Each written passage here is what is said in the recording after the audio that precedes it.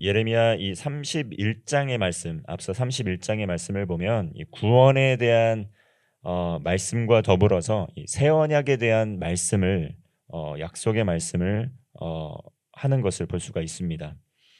이 새 언약의 말씀, 이것이 곧 신약인데요. 이 새 언약의 말씀이 이 하나님께서 이스라엘과 이 새 언약을 맺고 이 법을 그들의 속에 두겠다 약속한 말씀, 근거가 되는 말씀이 바로 이 어제 다루었던 이 본문의 말씀에 나왔습니다. 그 법을 이 마음에 기록하게 되어서 그들은 이제 하나님께서는 그들의 하나님이 되고 또 이스라엘 백성은 내 백성이 될 것이다. 이렇게 약속을 새 언약을 맺고 있는 말씀입니다.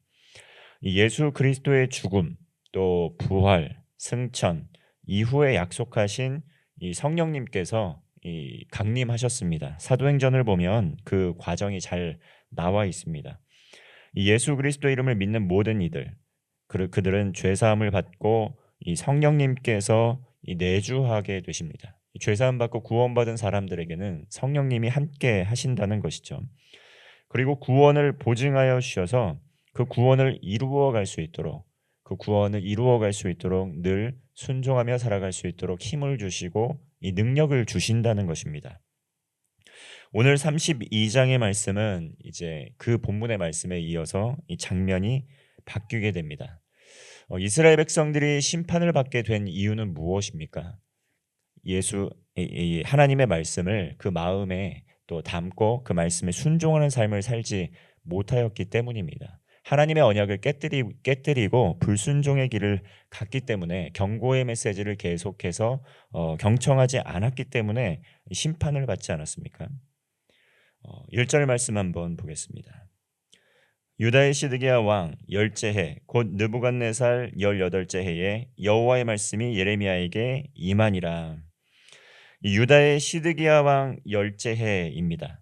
이제 다음 해가 되면 남유다도 유다도 이 바벨론의 왕에 의해 이 바벨론에 의해서 멸망하게 됩니다. 이 멸망하기 직전 해라는 것이죠. 그때가 어떠한 상황인지 지금 우리가 볼 수 있는 것입니다. 시드기야 왕 열째 바벨론 왕 느부갓네살 18째 해 여호와의 말씀이 예레미야에게 임했습니다.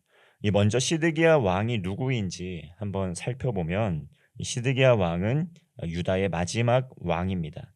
그리고 요시야 왕의 셋째 아들입니다. 이 요시야 왕을 한번 들어보신 적이 있을 텐데 이 요시야 왕은 이 종교 개혁을 단행했던 왕입니다.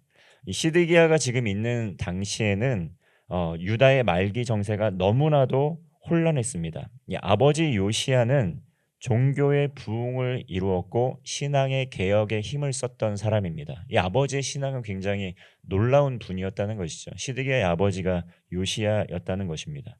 우상을 파괴했고 또 요시야는 우상 숭배를 금지했습니다. 그리고 성전을 수리하고 복구하면서 여호와의 율법책 그 말씀을 성전에서 발견하게 됩니다. 그리고 엄청난 회개를 하게 되는데 이 발견한 율법책 내용의 어떤 부분에서 은혜를 받았냐면 바로 신명기 28장에서 30장의 사이에 있는 이 말씀인데 그것은 무엇이냐면 순종할 때 받는 복과 불순종할 때 받는 저주에 대한 그러한 말씀입니다. 다시 말하면 하나님의 말씀을 거역했기 때문에 우리가 이렇게 어려움에 처해 있구나라는 것을 우상 숭배가 이렇게 주변에 만연했기 때문에 우리가 지금 이렇게 고난을 당하고 있는 것이었구나라는 자각을 하게 된 것입니다. 그리고 나서 크게 회개하게 됩니다. 하나님의 말씀대로 이루어지는 것이었구나. 우리가 복을 받고 형통한 삶을 사는 것은 오직 하나님의 말씀에 순종하며 사는 것이었는데 너무나 멀리 떨어져서 살아왔다. 그것을 깨닫고 회개하기 시작합니다.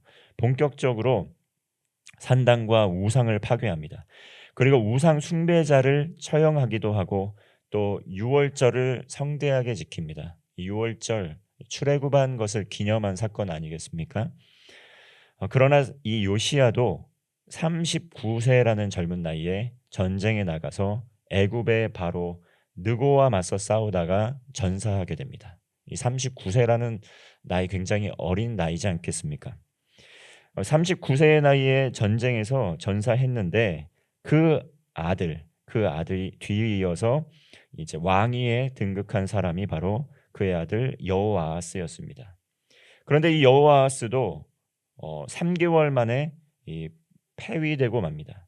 애굽의 느고에게 포로로 잡혀가서 그곳에서 죽임을 당합니다. 그리고 그 뒤를 이어서 애굽의 느고에 의해서 느고 바로 느고에 의해서 그의 형 여호야김이 왕이 됩니다.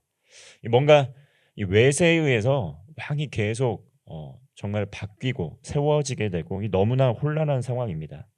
그런데 여호야김이 왕이 된 나이가 불과 25세였다. 그는 조공을 바치기 위해서 세금을 거두고 또 심판을 외치는 우리야를 죽였습니다. 하나님의 말씀을 무시하고 악을 행했던 것이죠. 이 아버지가 39세 정도의 전사를 했는데 이 어린 자녀들이 사실 무엇을 보고 배울 수가 있겠습니까? 젊은 나이에 이 중심을 지키질 못하고 하나님 보시기에 또 악을 계속 저지르며 나아갔습니다.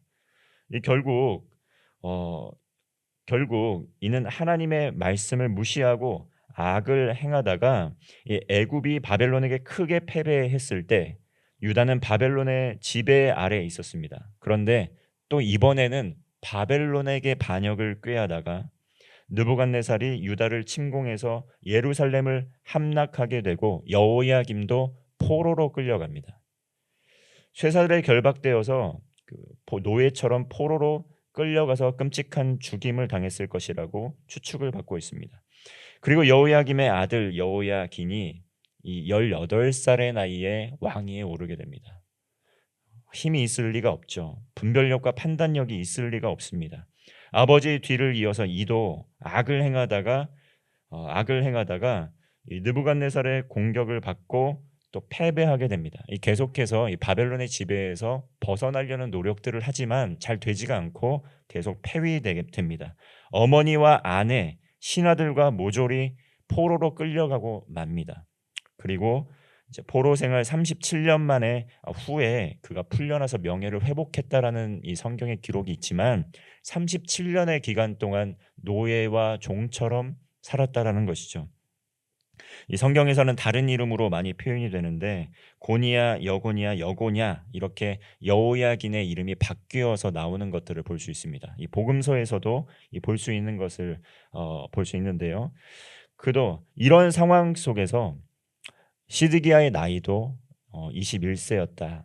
21세의 나이에 왕에 등극해서 열째해 되는 정도, 30 정도 된 나이입니다. 굉장히 혼란한 상황 가운데에서 마음의 중심을 지킬 수가 없습니다. 여호와 하나님을 의지하기보다는 지금 보이는 상황과 환경 바라보면서 어느 편에서야 내가 왕위를 또 지키고 어느 편에서야 내가 죽음을 모면할 수 있을까? 이 불안한 상황 중에 있는 것입니다. 아버지는 전쟁터에 나가서 죽었고 또 그리고 다른 형은 또 이 죽임을 당하게 되고 포로로 끌려가게 되고 자기도 스스로 왕이 된 것이 아니라 외세에 의해서 왕으로 등극을 하게 됐는데 이 도대체 어느 나라에 붙어야 내가 목숨을 유지할 수 있을까? 이 굉장히 혼란한 정국 가운데 있었다는 것이죠. 그런데 예레미야가 나타나서 예언의 말씀을 한 것입니다. 3절 말씀을 보면 예레미야가 예언을 합니다. 이 성을 바벨론 왕의 손에 넘기게 될 것이다. 그리고 시드기야는 갈대아인의 손에서 벗어나지 못하고 반드시 바벨론 왕의 손에 넘겨지게 될 것이다. 그리고 바벨론으로 시드기야를 다시 끌고 가게 될 것이다. 포로로 끌고 가게 될 것이다. 라고 예언을 한 것입니다. 바벨론하고 싸워봤자 절대 이길 수 없다고 예언하는 것입니다. 그런데 시드기야 왕 어떤 마음 품고 있었습니까? 앞에 작당 모의를 하면서 주변국과 함께 바벨론과 대항해서 전쟁하려고 하는 마음을 품고 있는데 싸워봤자 반드시 진다. 포로로 끌려간다라고 예레미야가 지금 예언을 하고 있는 것입니다. 이 말씀을 들었을 때 네가 어떻게 나한테 그런 말을 할 수 있냐 하면서 기분이 상하게 되어서 지금 예레미야를 옥에 가두고 있는 상황입니다. 그런 상황 가운데에서 이 시드기야가 바벨론의 포로가 된다는 그 예언의 말씀을 듣게 되는데, 이 누가 참 선지자였습니까? 이 사실은 예레미야가 하나님의 말씀을 전한 참 선지자였습니다. 물론 시드기야가 듣기 좋아하는 말은 절대 아니었다는 것이죠.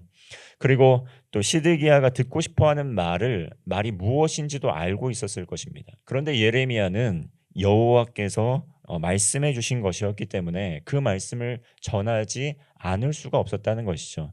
예레미야 1장에서 예레미야가 가진 두려움 또 어려움, 바로 그것이었습니다. 이런 말씀을 듣기 싫어하는 사람들에게 해야 되는데, 그리고 듣게 되면 나를 죽이려고 하는 사람들한테 해야 되는데 두렵다는 것입니다. 그게 예레미야 1장의 말씀에 잘 표현이 되어 있다는 것이죠. 근데 두렵고 불안한데 어떻게 해야 됩니까? 나는 무슨 말을 해야 될지 모르겠습니다 라고 하였을 때 여호와 하나님께서 너는 걱정하지 말고 내가 너에게 주는 말을 그대로 전하기만 하여라 라는 것이죠. 그리고 이후에 6절부터 15절까지는 이 아나돗의 밭을 사라는 어떤 상징적인 말씀이 나오게 됩니다. 7절 말씀을 보면, 보라, 내 숙부 살룸의 아들 하나멜이 내게 와서 말하기를 너는 아나돗에 있는 내 밭을 사라, 이 기업을 물을 권리가 내게 있느니라 하리라 하시더니, 이 14절 말씀을 보면, 만군의 여호와 이스라엘 하나님께서 이와 같이 말씀하시기를 너는 이 증서 곧 봉인하고 봉인하지 않은 매매의 증서를 가지고 토기에 담아 오랫동안 보존하게 하리라. 마지막으로 15절 말씀입니다. 만군의 여호와 이스라엘의 하나님께서 이와 같이 말씀하시니라, 사람이 이 땅에서 집과 밭과 포도원을 다시 사게 되리라 하셨다 하니라. 예레미야의 예언의 말씀처럼 이스라엘 유다는 남유다까지 완전히 멸망하게 됩니다. 바벨론 왕에 의해서 시드기야는 비참한 그 아들들은 비참한 죽임을 당하게 되고, 정말 포로로 눈이 뽑혀서 포로로 끌려가게 되는 참혹스러운 그런 상황에 처하게 됩니다. 남유다의 사람들은 다 포로로 끌려가게 되죠. 땅을 잃어버리게 되고 또 성전은 파괴되게 됩니다. 그러나 예레미야 이 말씀을 통해서 그 밭을 땅을 다시 사게 될 것이라는 것은 실질적으로 다시 그 땅을 회복하게 될 것이라는 예언의 말씀인 것입니다. 이 말씀처럼 하나님께서는 하나님의 말씀을 반드시 이루시는 분이십니다. 때로는 우리가 삶을 살아가는 동안에 이 구원과 은혜와 위로의 말씀을 추구할 때가 있지만, 먼저 돌아보아야 할 것은 무엇이냐면 우리의 삶의 자리 가운데 회개할 거리는 있지 않은지, 우리의 삶의 자리 가운데 정말 하나님의 말씀에 비추어 봐서 정말 통회하는 마음으로 돌이켜야 되는 부분이 있진 않은지 한번 살펴보아야 한다는 것입니다. 이 말씀이 있을 때 이것이 가능한 것입니다. 요시야가 종교개혁을 하고 성전개혁을 하고 또 그리고 회개하는 마음으로 또 돌이키고 모든 우상을 척결하였던 것은 신명기의 율법책의 말씀을 듣고 이 말씀대로 살지 않았기 때문에 지금 이러한 상황에 온 것이다 라는 깨달음을 얻었기 때문입니다. 말씀이 임하게 될 때 빛과 어두움이 밝히 드러나게 되고, 말씀이 우리의 삶에 찾아오게 될 때 무엇이 옳은 것인지 그른 것인지, 내 삶에서 제거해야 할 우상의 영역은 무엇인지 분별할 수 있게 된다는 것입니다. 그러나 말씀이 없는 사람은 혼미합니다. 말씀이 들려오지만 그 말씀이 하나님의 말씀인지 분별하지 못합니다. 듣기 싫은 말씀 이라고 한다면 그것을 거부하고 또 쳐내는 그러한 것들을 보게 된다는 것이죠.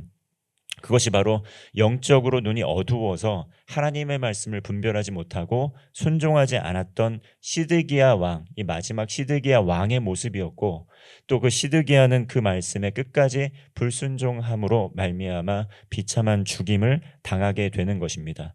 오늘 우리의 삶에 어떠한 메시지가 들려옵니까? 그것이 비록 심판의 메시지, 또 그리고 하나님께서 우리를 향한 징계의 메시지일지라도 그것이 우리의 삶에 또 어떠한 영역 가운데 깨달음을 준다고 한다면 믿음으로 순종하여 변화되는 계기로 삼아야 된다는 것입니다. 하나님께서는 그의 사랑하는 아들을 사랑하셔서 끝까지 돌보실 뿐만 아니라 때로는 바른 길로 나아갈 수 있도록 징계하시고 교훈하시는 하나님이시라는 것을 기억해야 됩니다. 그러나 그 징계와 교훈의 목적은 무엇입니까? 바른 길로 돌아와서 하나님의 품 안에서 온전한 치유와 회복을 경험하며 구원을 누리라는 것입니다. 밭과 또 포도밭 또 그러한 모든 풍성한 곡식과 또 짐승들이 또 가득 찬 번영하는 형통의 삶을 누릴 수 있는 것이 여호와께 순종함으로 받는 복이라는 것을 우리에게 알려주고 계시는 것입니다. 이러한 믿음을 가지고 말씀을 늘 삶에서 가까이 하고 또 돌이키면서 하나님의 말씀을 따라 순종하는 복을 누리는 복된 성도 되시기를 주님의 이름으로 축원합니다. 기도하겠습니다. 사랑과 은혜가 충만하신 하나님 아버지, 말씀이 우리의 삶에 또 찾아오게 될 때 비록 우리가 또 그 말씀을 또 달갑게 여기지 않는 말씀일지라도 믿음으로 순종하며 하나님의 뜻을 이 땅 가운데 우리의 삶 가운데 이루어가는 복된 성도의 삶 되게 하여 주옵소서. 우리의 삶의 모든 우상을 척결하게 하시고 말씀이 복음이 우리의 삶에 녹아져서 하나님의 나라를 우리의 삶의 모든 영역 가운데 이루어갈 수 있는 주님의 일꾼 되게 하여 주옵소서. 오늘도 우리와 동행하여 주시고 특별히 청년부 여름 수련회 오늘까지 진행되게 되는데 참여하는 모든 우리의 믿음의 다음 세대들 주님의 말씀 듣고 변화되어서 큰 믿음의 일꾼들 다 될 수 있도록 큰 은혜를 베풀어 주옵소서. 오늘도 우리와 동행하시는 임마누엘의 하나님 우리 구주 예수 그리스도의 이름으로 기도하옵나이다. 아멘.